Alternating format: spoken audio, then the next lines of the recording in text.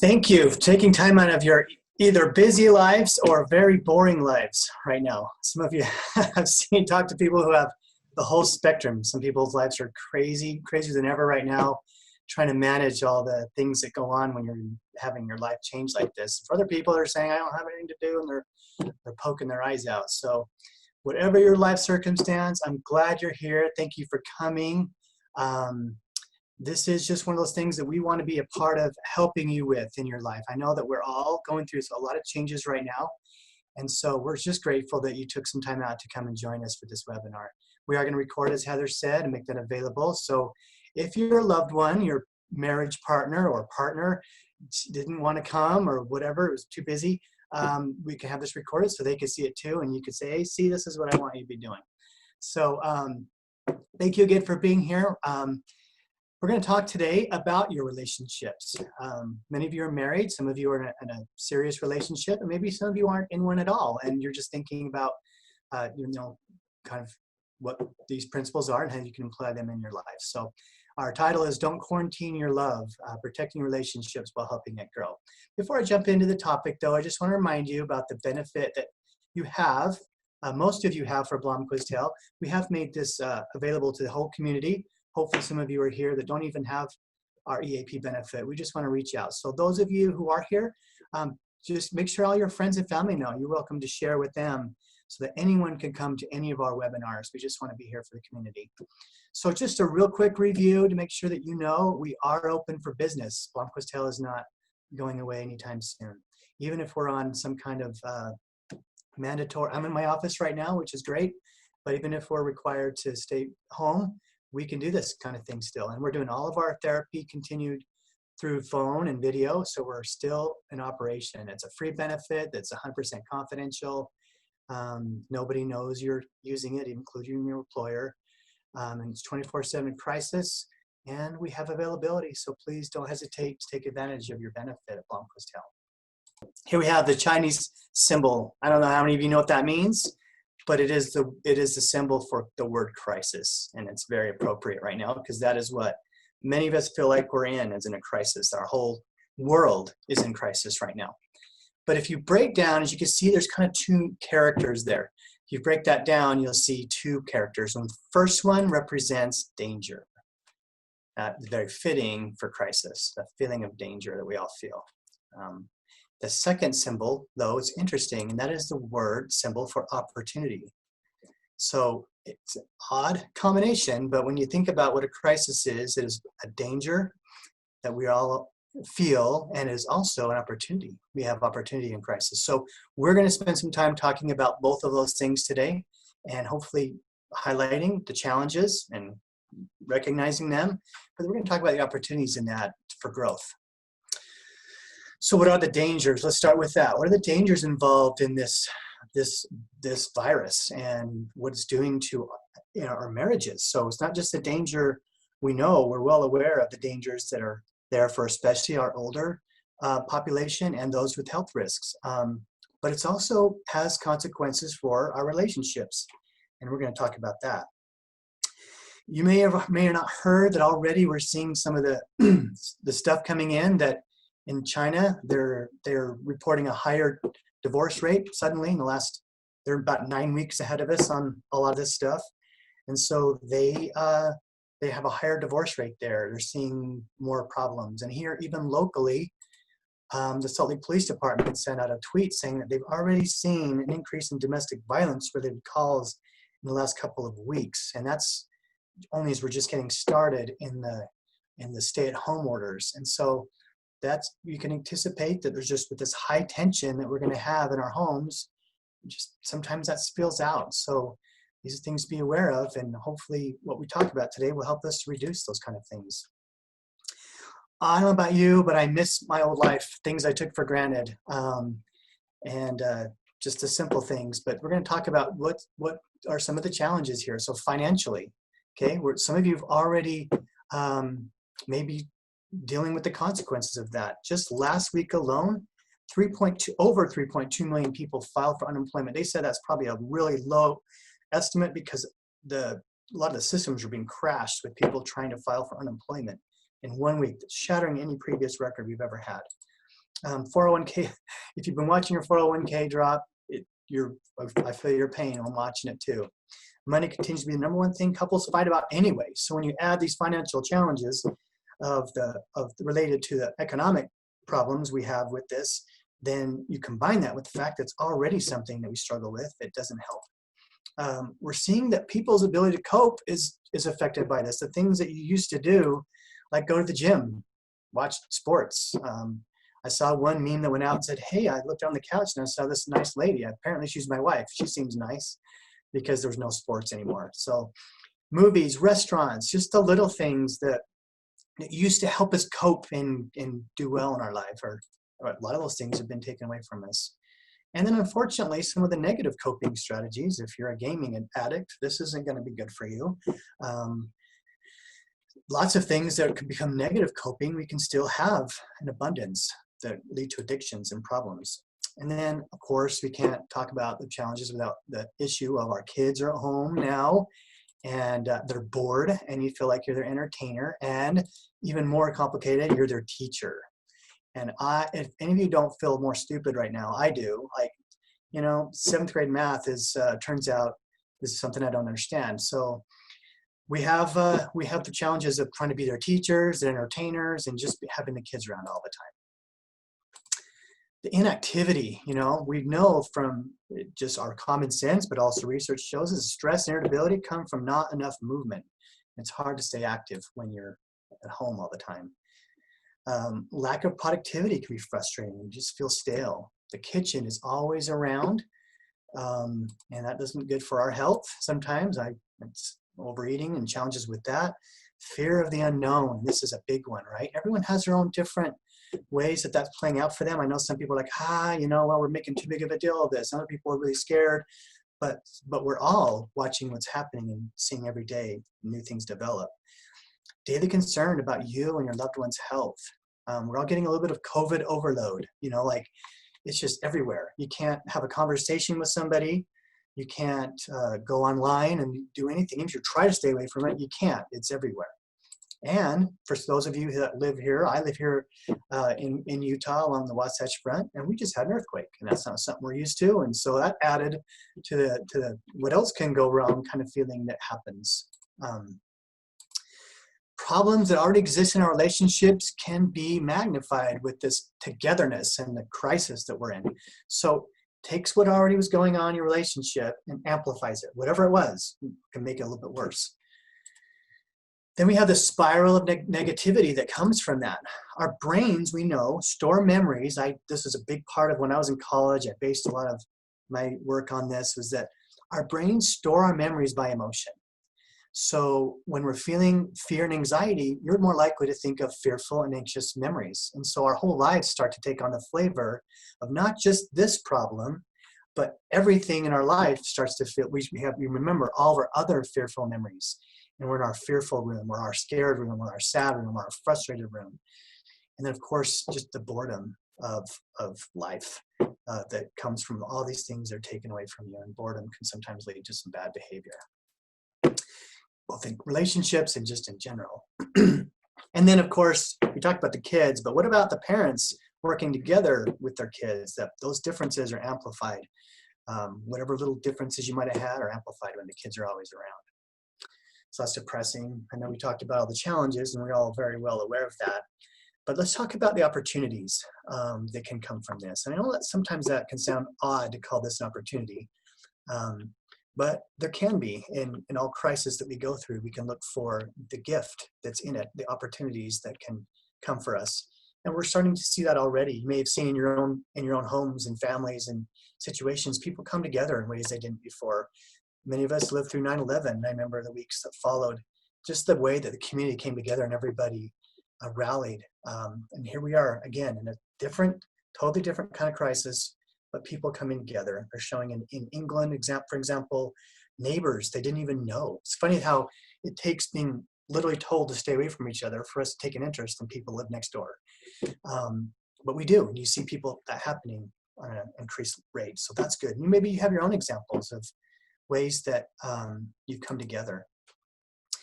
Many of you maybe have heard of, if you follow, the analogy of using a house to kind of represent a marriage or a relationship. And that's been around for a while, but I want to kind of take that analogy and just alter it, because our feeling of our house has changed right now, and kind of what that represents. So as we talk about this, you can see our little house here and what each of those aspects represents. You got your roof, which is your protection. You have the windows, which is your connection to the world. And it's appropriate we say that's the window, because the window is a nice divide. You can see the world, but you can't necessarily be in it. And that's what it feels like now. The door is what's changed so much. The door is no longer open. The door used to represent leaving and what else was in the world. And now we kind of can't go out there. I mean, we can, and many people like myself are still going to work, but it feels like we're so limited in our actual connection to the world and things we can do. So right now, that door actually represents sacrifice and loss, if you want to call it that.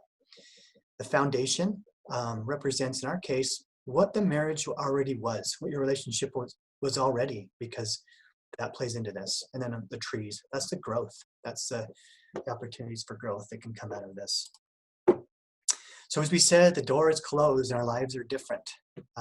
Many of you have had vacations canceled. I have. I was supposed to go to the Zach Brown concert last night. That was obviously canceled. I miss Arby's. I miss the little things. Many of you miss toilet paper already. I don't know, hopefully you haven't run out, but some of you might already be missing toilet paper when you had to find other ways to take care of that. So it can be tough because of all the little and big things that change in our lives. And I think it's just honest and real to mourn that. I don't think it does us any good to just always be Pollyanna and happy about it, because that's not real. And we got to be real with ourselves. So we got to kind of acknowledge the loss that's there and be kind of real with ourselves. That's what that term emotionally congruent refers to, just being real with ourselves and with other people. But then don't stay there. Don't stay in that sad place, and then get to the work of finding positivity in the opportunities that you can find in this experience. And that goes for our relationships. So prior to this pandemic, your marriage was what it was. That's the foundation that you already had. And this is not necessarily the time that you're going to fix that. You might, as we're going to get into, have opportunities to do that. But the expectation that now your marriage is going to be wonderful would be pretty hard to live up to, given the increased stress and everything else. So to some degree, we're just going to have to accept things as what they are and not put pressure. And because we know from anxiety and depression studies that depression is bad enough, but depression about depression is what locks you in and makes it even more unbearable. Anxiety about anxiety is worse. We know that most panic attacks come from the fear of having a panic attack. Once you address your concern and accept that it might happen to me, ironically, your chances of getting one go down. As a quick kind of measurement of your foundation, of your marriage, of your relationship, here's a quick, and by the way, one of the most valid and reliable measures that we know of that's been studied. It's just Kansas University came up with it, and it's called the Kansas Marital Satisfaction Scale. And it's very simple. It's 3 questions. And so I'd ask you to ask quickly, there's quick math involved here. How satisfied are you with your marriage relationship? Extremely dissatisfied, very dissatisfied, somewhat dissatisfied, mixed or certain, somewhat satisfied, very satisfied, or extremely satisfied. Quickly come up with your answer to that. And then 2, how satisfied are you with your relationship with your husband, wife, or partner? Okay, that sounds like it's almost the same question, but that's a little different. One is about the relationship, the next is with them as a person, okay? And then the third one is how satisfied are you with your husband, wife, partner as a spouse, partner? Interesting how similar these questions seem, but answer each of those. And then you can add them up. 1, 2, 3, 4, 5, 6, 7. It's extremely dissatisfied is a 1, extremely satisfied is a 7, and then you have all the numbers in between. After you add those up, the highest number could be 21, the lowest number could be 3. And what we know from how this study, what we've seen, is that if your score is under 17, that you're higher risk of being in a relationship that might be challenged and that you're having problems with it. All the studies on divorce and breakups and everything else show that anything under a 17 puts you a little bit more at risk. That seems like a high number that you need to meet. So there's a little indicator of your foundation that you have. The next here is again, we're talking about the roof now, the protection. And right now we are very focused on our roof as people. We're all worried about protection. To some degree, we're giving up all of our freedoms to be protected, and that makes sense to some degree, right? We're all kind of wrestling with that. But, we do need to make sure we're eliminating unnecessary exposure to people and this thing they're calling social distancing, which I don't know why we came up with that term, because it doesn't need to be social distancing. It can be physical distancing. Socially, we can be close still. A lot of times it's anti-social distancing, what it might come of that. So someone out there said, wash your hands like you just handled jalapenos and you're putting your contacts in. And I don't even wear contacts, but the thought of that made me think, okay, no one has to tell me to sing happy birthday when I wash my hands.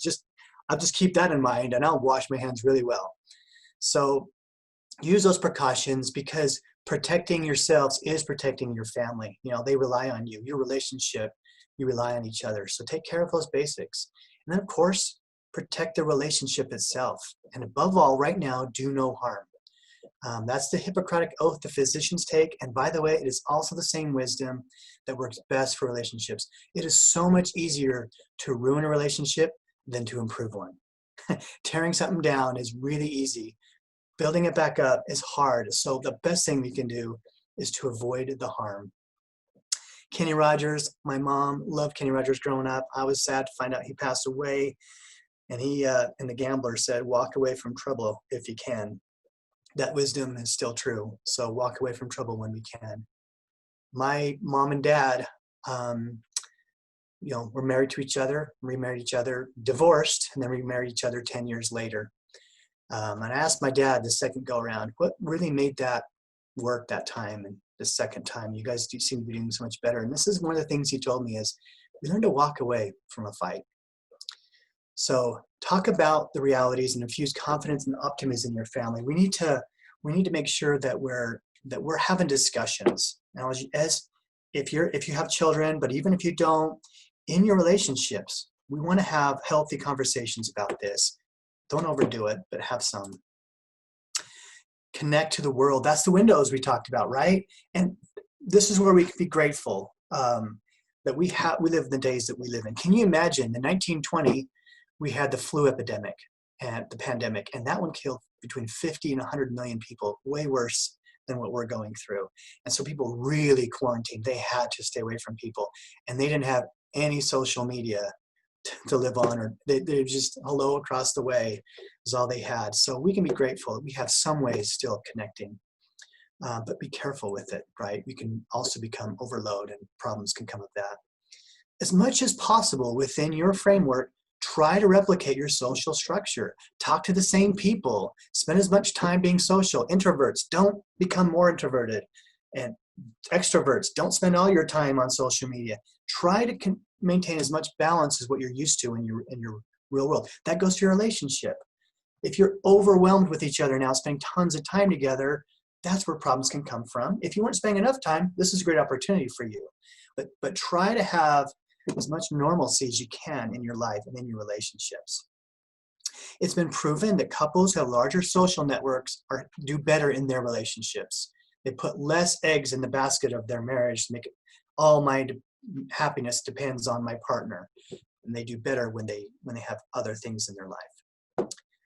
I put on here, use your mouth instead of your thumbs, because it's good to just hear someone's voice. Pick up the phone. I don't know, some of you younger ones are like, what? That's not what this is for. But pick up the phone and talk to people. You hear their voice. It's a connection. Nothing wrong with texting and all those things, but let's just try to communicate. Contribute and serve. That's a hard thing to do right now. I know that you can't go out and do some things that you could do, but people are getting creative. In my neighborhood, we have a lot of people being sent home from LDS missions, from Mormon Church of Jesus Christ of Latter-day Saint missions. And they can't have big parties anymore. And you're seeing this with other people. We can't do the parties you have, the birthday parties. You can't do big gatherings. And people are getting creative. When this kid, this friend of ours came home, they found a creative way to keep him away from everybody. He sat in his front driveway, and all these cars drove by, honking and waving with little signs to welcome him home. And it's just this big parade of people. So I hear all kinds of cool stories like that. Find ways to still contribute and serve. There's ways you can do that. Growth, that's the tree in our house. And there's a line from a song I love that says, move towards something and not away from. If we are focused on our fear and the things we're trying to avoid all the time, there's always this looking back. And that's when you run into things and have problems in life. Of course, we got to pay attention to that stuff, but focus on where you want to go. For your relationships, what do you want to look like? Sometimes in therapy, I'll ask, what do you want in your relationship? And they'll say, I don't want this or that anymore. And I'm like, that's understandable. Let's talk about that. But where do you want to go? What is it going to look like when you get what you want? That's where the miracle scenario comes in. This miracle scenario sounds like this. If a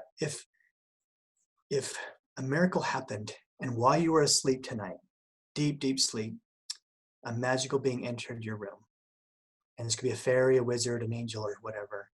And if they came in and pronounced their miracle, sprinkled their dust, waved their wand, and your life is just the way you wanted it to be, what would that look like? And sit down and write a story about that day.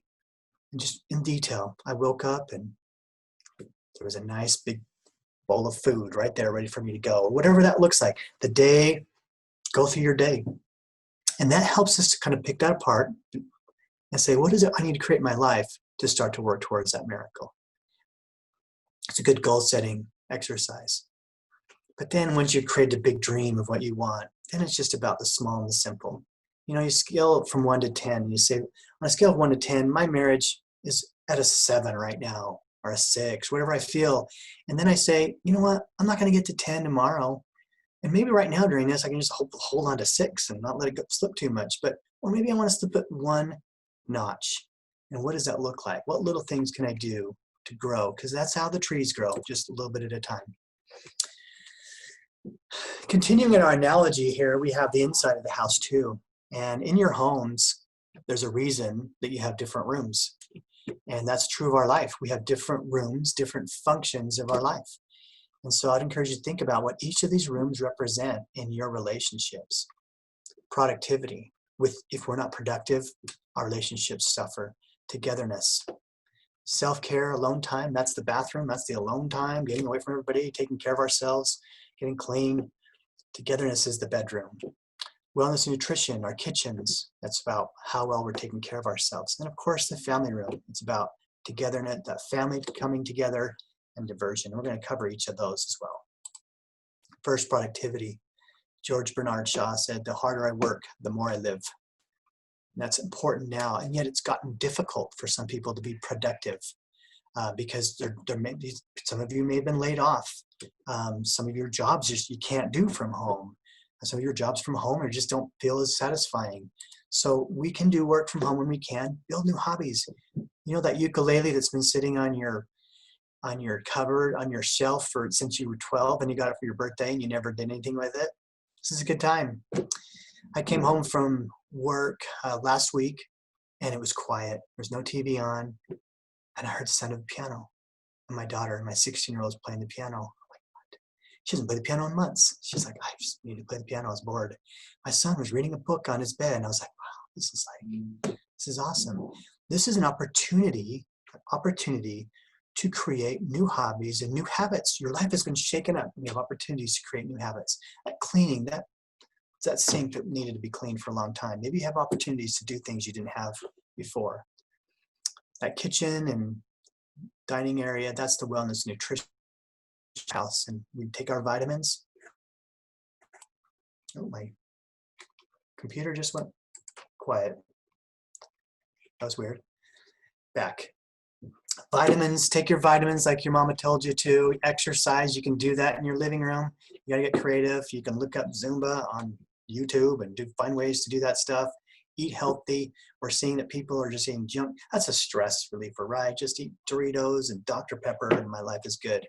But we gotta try to be healthy because one, it's just good for our mental health, but also if we're all dealing with a disease that's spreading across the country, it's proven that your own health is going to help you through that. Which ties into the self-care, a little bit of what we're talking about here. And I want to show you this picture of a three-legged race. Many of you have done this before and y'all miss being able to do that. By the way, this is a disclaimer. Please do not do this, right? We're not supposed to get this close. Whatever. If you're doing it with your spouse, it's great.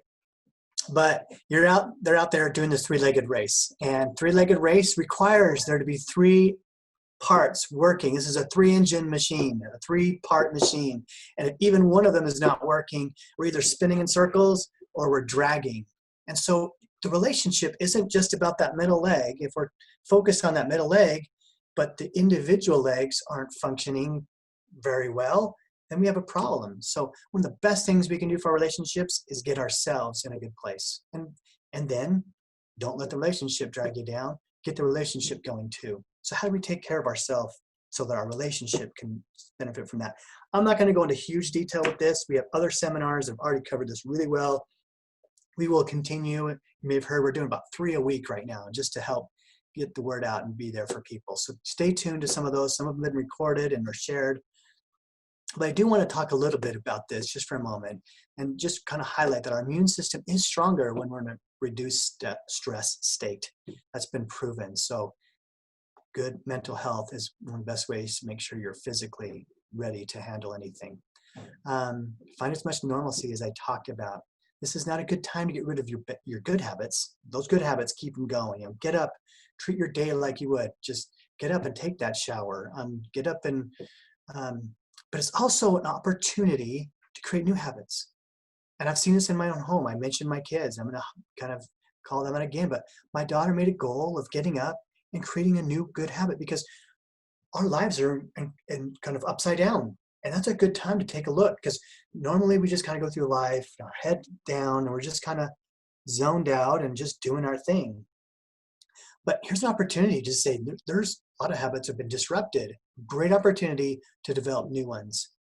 And that includes many things that we've already talked about. Under self-care, I just want to highlight, never in our lives does the serenity prayer have more application than maybe right now, which is many of you heard, which is that God grant me the serenity to accept the things I cannot change. So find the peace in the things I cannot change, the courage to change the things I can, and the wisdom to know the difference.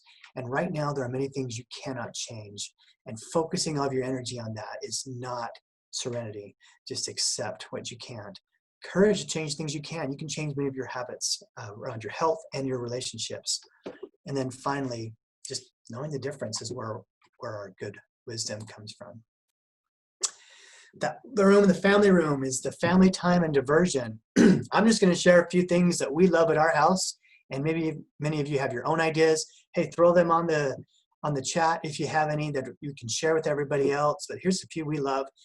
There's this thing called the Jackbox Party Pack. We love it. If you have a gaming system, it's a great way to connect everybody that's around. And this is more of an in-home game because everybody has to be able to see the same screen, but you can play it on the gaming consoles or use Stream to download it on a computer, and you just hook it to the computer, and everybody gets on their phones or tablets or whatever, and they're playing the game up there. They're like party games and drawing games, and they're really fun. We have a great time with it. There's like 6 party packs of those. Games like ping pong, where you're just sitting there throwing ping pong balls into cups and stuff, and new backyard games you can play. House party is a fun game where you can actually interact with people outside your home. We did this a few days ago with my extended family. I have 6 siblings and their families, and we had tons of us in there.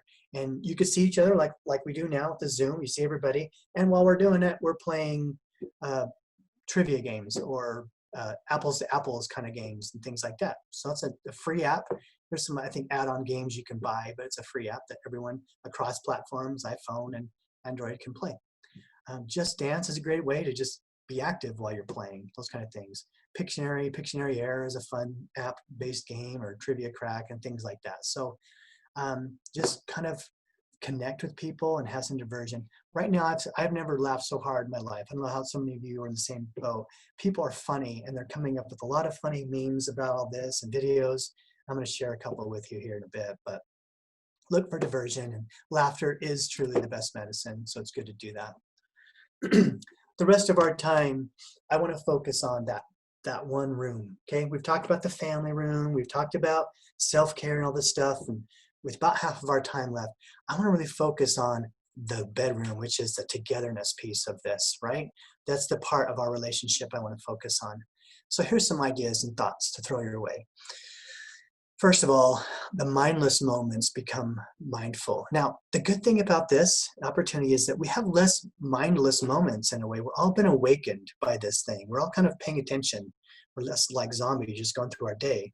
So with that, we have the opportunity to be mindful. Now, having said that, when you're quarantined in your house, you might have a lot of mindless moments of just like, you're just bored. So try to find mindfulness and make bids for connection. One of the best ways to do that is connect with people. Recognize your partner's bids for connection. Those aren't always very clear. They're not, hey, pay attention to me. Sometimes it's a question asked. Studies by the Gottman Institute show that we all do this naturally, make little bids for attention. And if our spouse ignores it, we feel rejected by that in small ways. You know, like, hey, did you see that new story? And they just ignore you. That's a lost bid for connection. Or, hey, look at this funny meme. You may not like the meme. It's not about the meme. It's about the bid for connection. See that, look, and take advantage of those opportunities. Recognize your emotional bank account. And your emotional bank account is just simply the level of goodwill that you have between you, that you feel between you. And hopefully you had to build up some that it can be reduced if it had to, but look for ways to make deposits into that bank account and reduce, as I said before, it's the things that you do that are hurtful, that are big deposits that will cause problems. Build a culture of appreciation. There's just the 9-to-1 rule that 10 out of 10 things you say, 9 of them ought to be really positive in building people up. Create creative ways to say I love you without just saying the words, and find each other's love language. You may have heard of those, and if you haven't researched that, love languages is a good idea. Here's a little video about ways that just kind of take you through what we might all be able to relate to right now a little bit.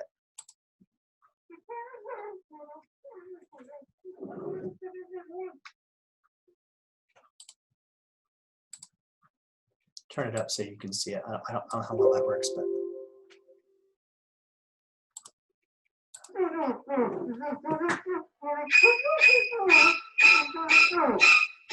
Inside good, outside bad. Easy peasy. Me llegó el momento y quise ser más fuerte y ahora estoy tan convencida que no debo.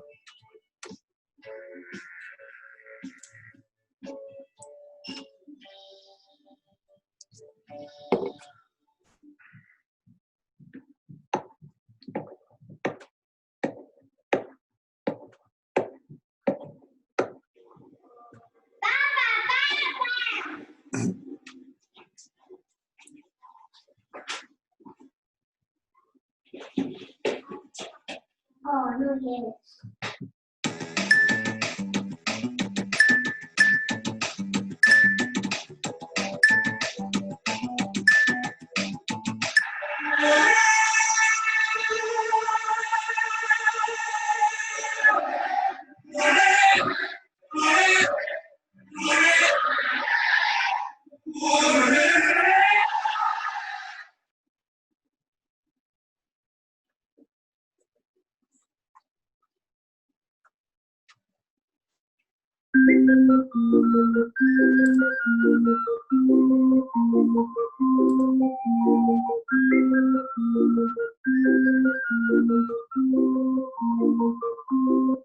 Chin Chin, thank you for coming. Chin Chin, Chin Chin, Chin Chin, thank you. Chin Chin, guys. Chin Chin, Chin Chin, Chin.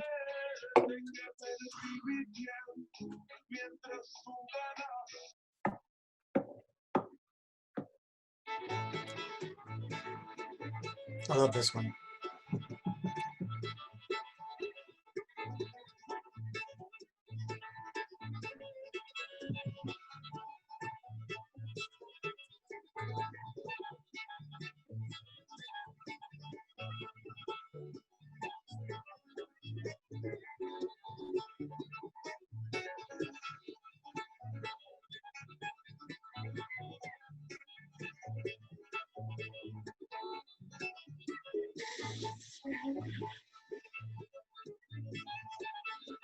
Feed the ducks.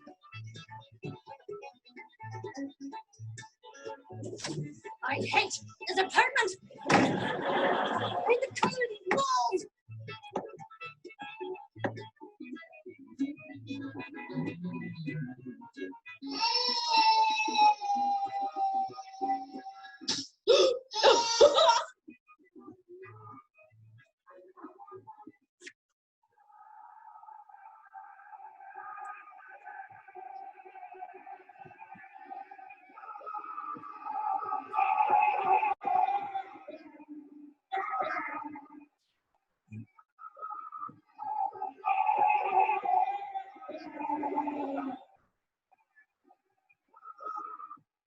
Fue el momento y quise ser más fuerte y ahora estoy tan convencida que no debo. All right, so I know that's there you go. You've got the whole quarantine wrapped up in those 14 days. But so we know that this is playing havoc on our lives and doing interesting things. It's fun to see people can have fun with it. One of the benefits to, as I mentioned, to anything like this, benefit sounds like a weird way to say it, but it's just an opportunity that we can take. Since we're all in this, is to see the unbalancing, and that's a principle that's been talked about by one of the leading family therapy models, Salvador Minuchin. Talks about unbalancing and how sometimes just doing something different and getting out of your routine is all that it takes. So this is a shakeup that can lead to new habits, as I've talked about. I want to talk about, as we look at this, what your current situation looks like. What your relationship looks like, kind of diagnose that a little bit. So here's the relationship triangle. Relationship triangle reflects three different kind of aspects of your relationship and how well they're in balance. This, ideally, you want a triangle looks like this one, where it's perfectly even all the way around. And there's three different components to that. The passion refers to that thing that makes you uniquely in a relationship, a romantic relationship. It's the energy between you, the sexual energy, the feeling of togetherness and romance. Intimacy, in this respect, refers more to the friendship side of things, the closeness, the kind of relationship you can have with a lot of people, but with this particularly as it relates to your relationship, your marriage or relationship. And then the last one is your commitment, your level of loyalty or just sense of resolve to be together and continue to grow. So you want it to look like that, but then sometimes you have different ways that gets balanced. And so think about your own situation and what maybe it looks like. For some, they have like the Hollywood couple relationship where the passion is strong, right? Great chemistry that way, but a lot of great friendship or commitment. If that's you, I don't know that you want to get rid of that, but maybe find ways to balance in more friendship. Pull out the playing cards and find a game to play and build a friendship and get to know each other better and build other aspects of your relationship. The buddy couple, they're great friends, but they might as well be roommates, right? They're good best buddies, but there's not a lot of passion, romance, or maybe not even a lot of commitment. Then you have your contract couple. Commitment's strong. I'll be with you forever, but there's no passion, there's no intimacy. So we have different variations of that, but think about your own relationship and what kind you have, and then from there look at it and say, well, let's find ways to build the other aspects of our relationship. And here's one of those things that will help you to do that, and that is this idea of being vulnerable. It's scary, but it's part of being in an intense relationship. We're only ever going to have true passion and intimacy to the degree which we take risk. And that can be hard in some relationships. I'm here to tell you, if you're in a dangerous relationship, that may not be a good idea sometimes, right? We have to all take stock of what our current situation is, but we need to assess that and look and say, what risk can I take? Sometimes we operate based on prior relationships or just our own insecurities and fears, and we struggle to be vulnerable. Being vulnerable just means laying those walls down and letting the other person in, being real with them and with ourselves. And it's worth it when it's the best, when it's rewarded, when it's received, when you're really yourself and you're vulnerable and that person receives that. That's what makes relationships something that we all love. But when we're rejected for that, our true, more vulnerable self, that can have more pain than when we weren't vulnerable. So there's this balance that we try to create between safety and risk. And we're all thinking right now, this is a great time to be thinking about that, because we're all trying to find that balance on a daily basis, and just in terms of just being around other people. I want, what's the right balance here? Because if we all go into full quarantine, our whole society falls apart a little bit. But if we're all together, we're all another way we fall apart, by being all at risk. So we have to find that balance in relationships, just like we're trying to find with the coronavirus, to find that way to be safe, but not so safe that you're not taking any chances for this relationship to kind of let it in and matter. And communication, as you all know, is a big part of that, right? But here's an interesting thing I want to bring home is most of us already have the skills. You can go to the DMV and get your driver's license. You can go to the grocery store and deal with somebody who may be really grumpy that day, and you can get through it. Skills are great, but they're a little overrated. What we know from all our studies is that the greatest predictor of a positive outcome in a conflict situation is the attribution of goodwill going into the conversation.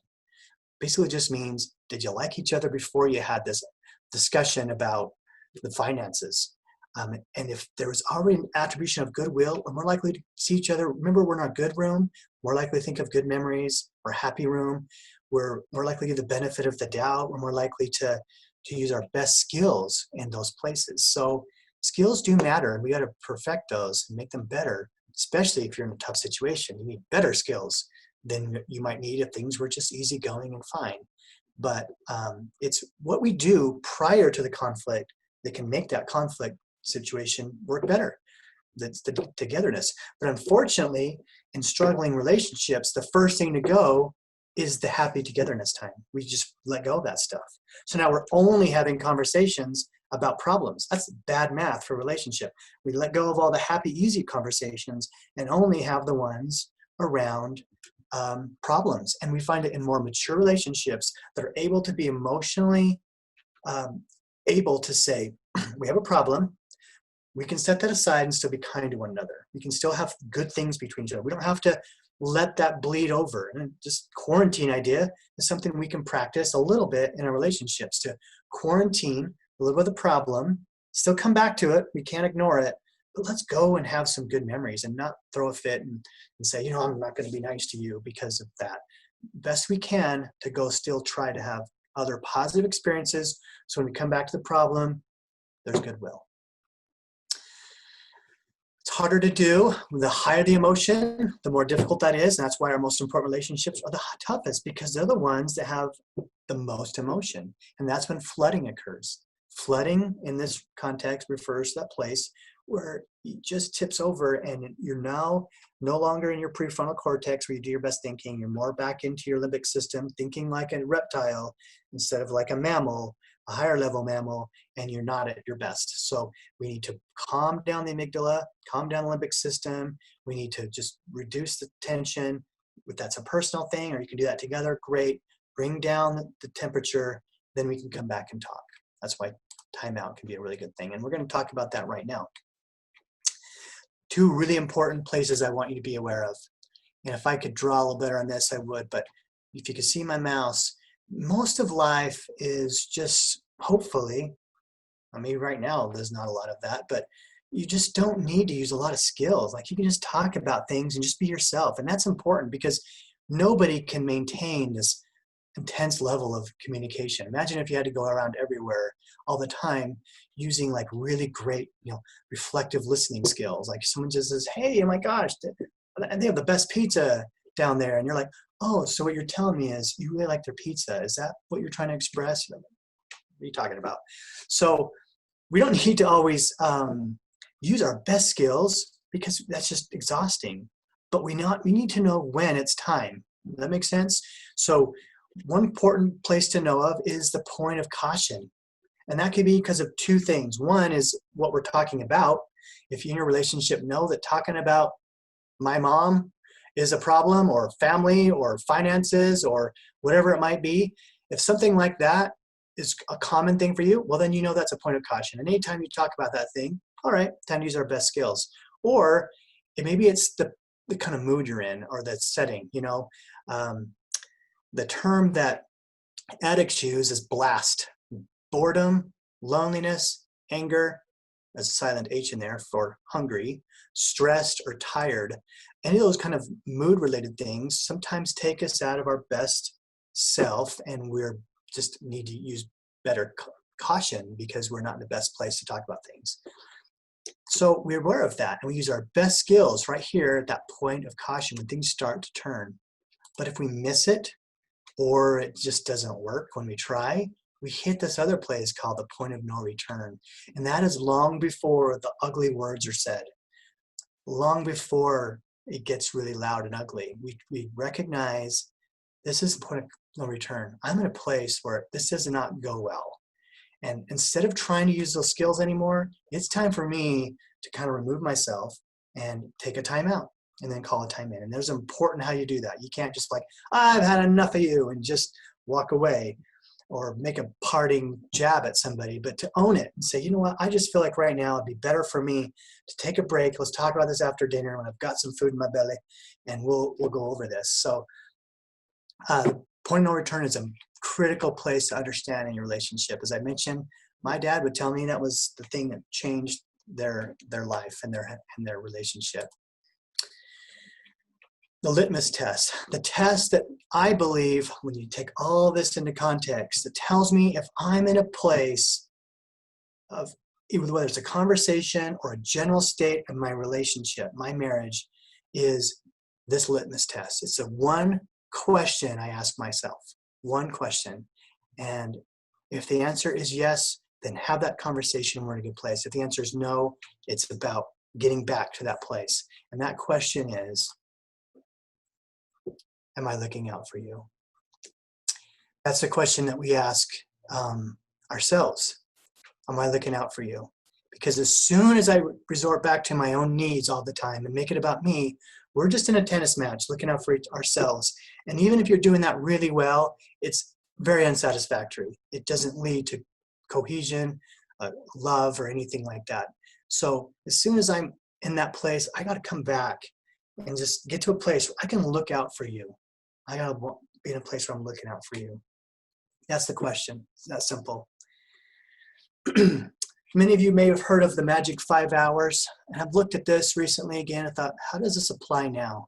This is something that was come up with as a really good way to just apply to your relationships to improve them. It's 5 hours per week, by the way. Okay.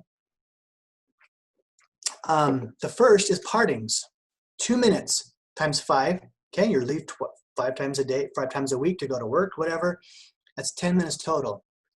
What we know about partings and reunions is that the first 5 minutes at work, or the last 5 minutes at home, or vice versa, the last 5 minutes at work and the first 5 minutes at home, those periods, it's like the first taste of the food or the last taste. They define it more than any of the ones in the middle. So if you can get that right, get that first 2 minutes right, you have better success. We know that you are more likely to have better interactions for the rest of the night. The greeting, the way you come together. The reunions is the same, and the partings are both really important. Now, we're in a tricky situation where there may not be a lot of partings and reunions, although I hope there are in your life, because if you're together all the time, that's not good. So we just got to think of it differently. Maybe it's not as you leave to go to work or come home. Maybe it's about as you go have your alone time, or as you come away from that. It's the ways that we find connection in just that short period of time. I know a lot of people tell me, I don't want to talk to anyone when I get home from work. I say, that's fine, but you have 2 minutes. You have 2 minutes. Give them your best 2 minutes, and then sit, and then make sure everyone knows dad needs his alone time, or mom needs her alone time for just a little bit of time to do some self-care. But can I give 2 minutes to make a good connection before I just set the tone that I don't want to talk to anyone as I walk in the door, or come out of my office or bedroom in this case. Okay, and admiration and appreciation. Can you give 35 minutes a week of specific, focused, 5 minutes a day of admiration and appreciation. Just find those opportunities. That's only 35 minutes a week. That's just an episode of your favorite show. I think we can give that. Affection, in whatever form you are in your relationship able to handle and are a good place. Affection could be something as simple as just touching each other's hand. And weekly dates. You know what? Why can't we still have a weekly date? Send the kids downstairs and have your date and call it that. Even if you can't go anywhere, calling it a date puts you in that frame of mind, and you're treating it like a date. I got one more video for you and then a few more thoughts.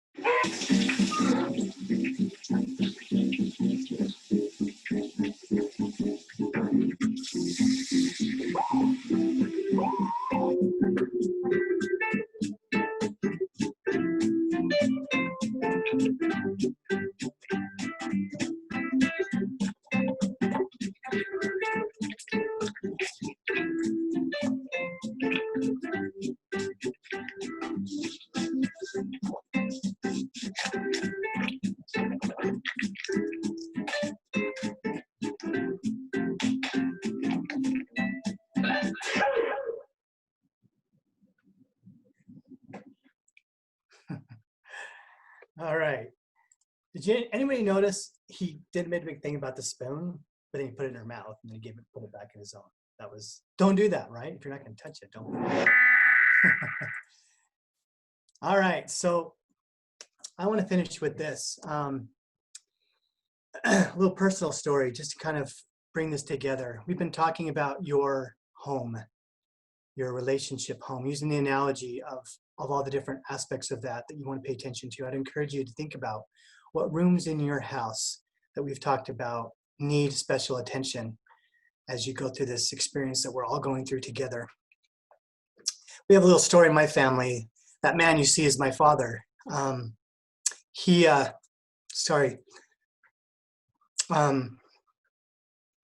was in the news a couple of years ago now. Actually, it's been about a year, I guess. And he hasn't been that long, actually. It feels like times. March was the longest year ever. But it wasn't even that long ago that he put his little house up for sale that he had built. You can see a little house that he built. And what he did is he put up for sale because he was having some medical challenges. He was getting tested for different things he was trying to figure out. At the time, he didn't know it, that he had pancreatic cancer. But he needed help with his medical bills. And so he put his little house up for sale, and someone got wind of that. And they wrote a story about it, and they did a news story in KSL about him too, and how what he'd done is he built a little dream home for my mom. My mom passed away about 10 years ago. And my dad had done wonderfully by her in trying to build a house, but never had to what he would call the dream house that she had wanted, the wraparound porch and everything. And so he wanted to build that for her. So he went to work, and every little brick, every little shingle you see, and every little post was individually glued as he built this dream home for her and tribute to her memory, and just spending time thinking about her.